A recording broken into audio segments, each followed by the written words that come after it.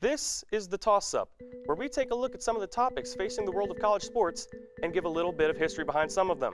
We're not trying to change your mind, we just want to dive deeper into the topics that keep you tuned in to the teams you love.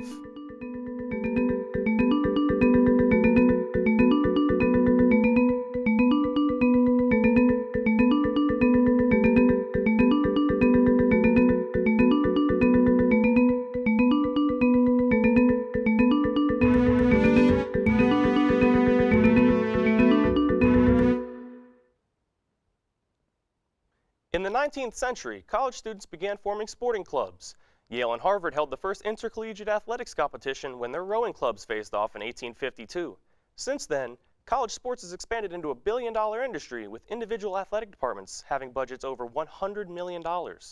With so much attention on varsity sports, people can sometimes forget about their origin, club sports, even though an estimated 2 million college students participate in them nationwide. Why is this? All right, let's pull it out to the panel. Oh, I'm Austin Matricardi, your host. Over here to my right, I've got WIUX co-sports director Eddie Cotton, and to my left, the IUS TV sports reporter Christian Luna. So, Christian, why do you think club sports get overlooked? Well, if you want to look at it in the grand scheme of things, varsity sports have really started to become the main focal point for a couple of reasons. One is because definitely the media has been a big part of that. The reason why people see these sports in the varsity level because they're represented well. Another reason is certainly the level of competition. When you compare varsity to club, you can definitely notice the little bit of lack in competition between the two. That's true, that's true. Another answer has to be the money, right? Because varsity sports is where the money is at. If you look at the Right. NCAA, billions of dollars. Eddie, what do you think? I think that's not exactly fully true. If you look at varsity sports, you've got maybe one or two sports per school that actually bring in that revenue. If you're looking at the NCAA to be specific, they bring in all their money from the March Madness tournament. They bring in over $900 million a year. So why do we have 22 other sports at a school? Why do we focus on other sports? Because they deserve the opportunity to contribute and the opportunity to play. And if you're looking at club sports and that media coverage which you mentioned, Right. don't you think if we covered club sports that people actually would start caring? Yeah, certainly. That's true, because just like any varsity team, club teams could have storylines too. You see coverage of, IU basketball, for instance. There's all kinds of storylines. I'm sure that if you covered any other club team, then, that you'd find storylines there. Of course. So, we have club sports here at IU. We actually have over 40 of them, actually, from, martial arts. We've got rugby, hockey. We have 2 hockey teams, actually. So there has to be some kind of benefit to having these sports on campus. What do you think those are? Well, definitely a benefit is that it allows its participants to continue playing at a lower level of competition as compared to the varsity sports, as well as it's a less of a commitment than it would be to be in a varsity sport. Varsity sport is just like having a job on top of going to school. Being in a club allows you to kind of work that into your schedule, be a little bit more flexible, and allow you to do more things that you would like to outside of sports and school. That's true, especially that point about varsity sports being almost like having a job. The average NCAA Division I athlete spends 40 hours a week on just athletics and then another 40 on academics, which is just mind-blowing. But, Eddie? I mean, some other thoughts that you have to think about is just the camaraderie that a club sport creates. If you're trying to create a dynamic student body with all these different opinions, relationships, you've got to look at different clubs, organizations, and club sports. Teams bring people together, and they allow people to feel a part of something bigger than they are. And that's why club sports are vital to any school's production. That's true. Another reason that club sports is so great is because it's a great way to stay in shape. Helps you combat that freshman 15 when you're coming out of high school. Of course. Obviously, the club sports model is extremely different than that of the varsity sports model. How do they stack up? Well, if you kind of look at it from a point of view of the administration, a lot of the club sports are ran just by the students themselves. You'll often see a couple of clubs having participants in the sports actually be their coaches. So as far as looking through administration and boosters and where the money is coming to actually fund these groups, they just can't quite stack up. That's true. Eddie? Well, you're 100% right with that, but do you think that's a problem? Do you think that we need to see more boosters coming in to try and fund these club sports? Do you think that it's an entity that actually could grow over time? Or is it justified the way that these sports are underfunded and are contributed to by pretty much the players? That's true. And another huge difference between the two models is that time commitment that we were talking about earlier. Right.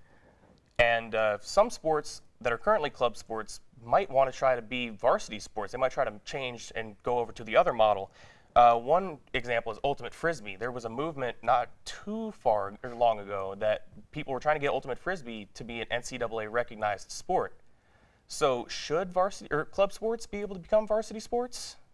I mean, I don't see why not, as long as they look at the long list of regulations they have to follow, as long as they can get the proper funding, if they can hire a big enough staff, if they could follow Title IX regulations, if they could follow NCAA academic regulations, then sure. If you got athletes that, like you said, want to put in that time commitment of 40 hours a day, then yeah, sure. You got plenty of varsity sports waiting to happen.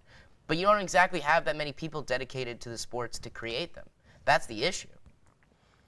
The thing that I see as interesting is that we've seen this work the other way because, with Title IX, we've seen some men's non-revenue sports, wrestling at some schools, rugby at some schools, they've been regressed to like a club status instead of being full varsity, especially men's gymnastics too.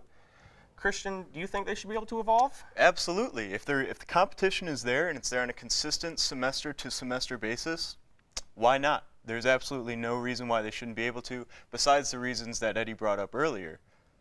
There's just no reason why they shouldn't be able to. That's true. If they want to compete, let them compete. Now, do you see a problem with there being too many varsity sports? Would there be an issue with like a school such as Ohio State that has all of their sports be a varsity sport? Would that lead to just an overpopulated amount of teams, players, sports, and amount of people that you have to keep under these NCAA regulations? Or do you think we should just freeload and throw them all in a bus and say, here, we've got 50 varsity sports? What do you think?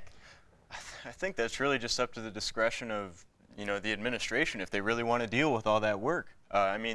Obviously with IU we have 40 club sports like we mentioned before. Why not divvy that down to the students, let them kind of get their hands involved on some of the administrative duties? All right, that's valid. Club sports could have some pretty good players, but could they be a potential talent pool for varsity teams? Baker Mayfield was an intramural sports legend at Oklahoma before he became a Heisman finalist quarterback for the Oklahoma Sooners. He played softball, he played basketball. He wasn't necessarily great at all of them, but he was just a freak athlete. I don't see why not. If you're a coach at the varsity level and you're not willing to look every means possible to try and find talent, you're not doing your job. They're looking at sixth graders when they recruit. Why wouldn't they want to look at intramural athletes? If you're seeing a situation where your team is lacking depth, they're lacking athletes, go to the intramural level. Sure. You should be looking everywhere. You should be looking under the sofa. You should be looking in my chair right now. You should be asking me if I could play.